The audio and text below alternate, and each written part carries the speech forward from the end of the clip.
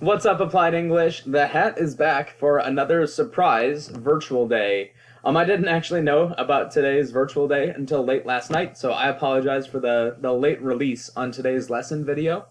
We're slowing it down just a little bit. I know our original goal for today was to outline our conclusions in our Lion, the Witch, and the Wardrobe essay outline and start writing the essay today. We'll save all essay writing until we're back from Thanksgiving. So for now, it's just a matter of getting our conclusion outlined. You'll have to follow today's lesson video to get yours outlined so that you're ready to go for drafting our full essay on Monday and probably Tuesday of next week as well. As we normally do on virtual learning days, I will encourage you to pause this video, say a quick prayer before you continue in it if you haven't prayed already. You should be praying, obviously, for your learning today. Pray for your teachers as well, just making the adjustment to virtual. You should also pray for what's going on in our society, especially as we think about what happened in Waukesha over the weekend and for those still fighting for their lives.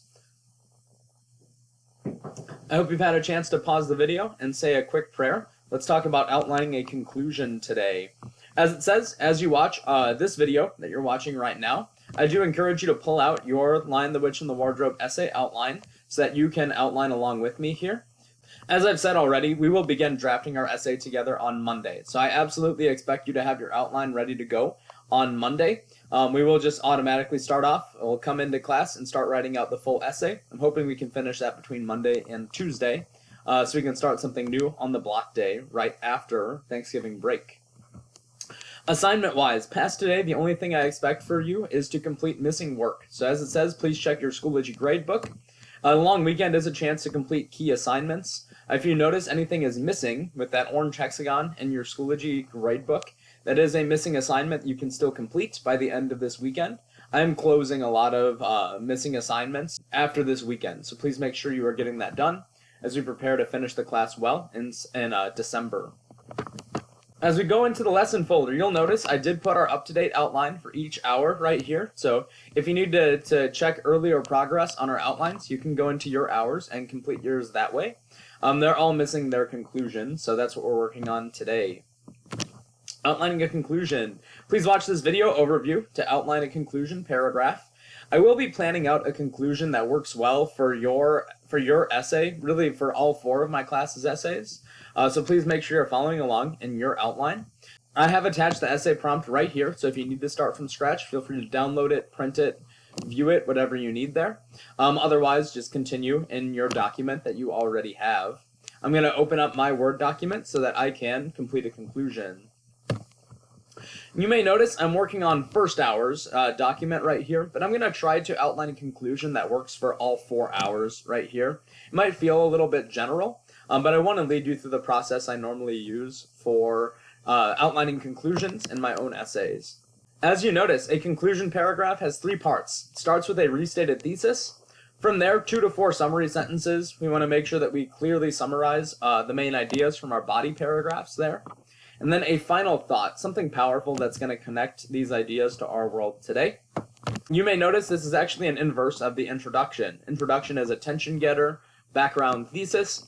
Conclusion, in a sense, is thesis, background, attention getter, so to speak. We want to leave our reader with something powerful to think about or do as a result of reading our essay. For my restated thesis, I'm going to keep this really general, so it works for all 4 of my classes right here. I'm going to say something like, let's see, I normally like to change up my word order in my thesis, but keep the ideas the same. I might say C.S. Lewis uses symbolism in The Lion, the Witch, and the Wardrobe to... I want to use a verb right here. I might say something like to carry its Christian themes with an S right there. I'm just going to double check to make sure that's close enough to my original thesis for first hour. In The Lion, the Witch, and the Wardrobe, C.S. Lewis uses characters. We crossed out and symbolism in first hour, but that'll work just fine, to show that Jesus Christ can forgive sins.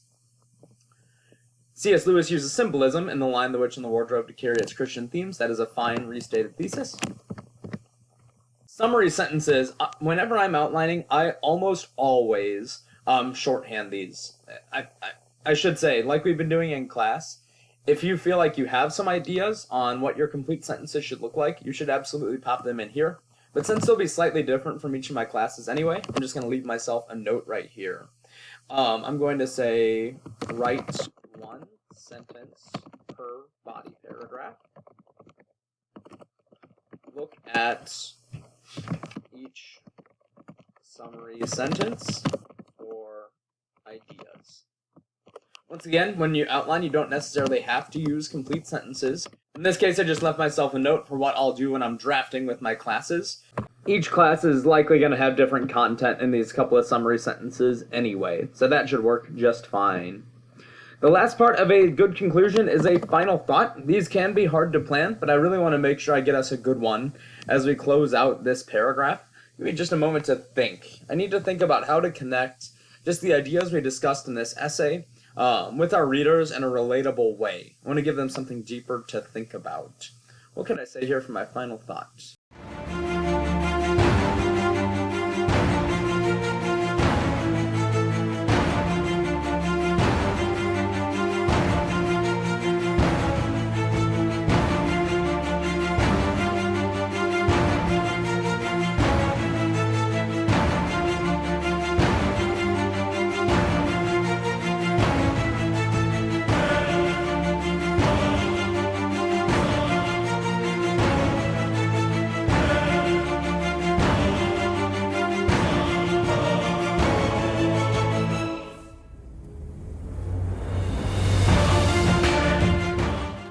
Let's see, sorry if there's a weird jump in the video right there. I had to do some thinking for a strong final thought. I just kind of spitballed this one. I want to see if it works here.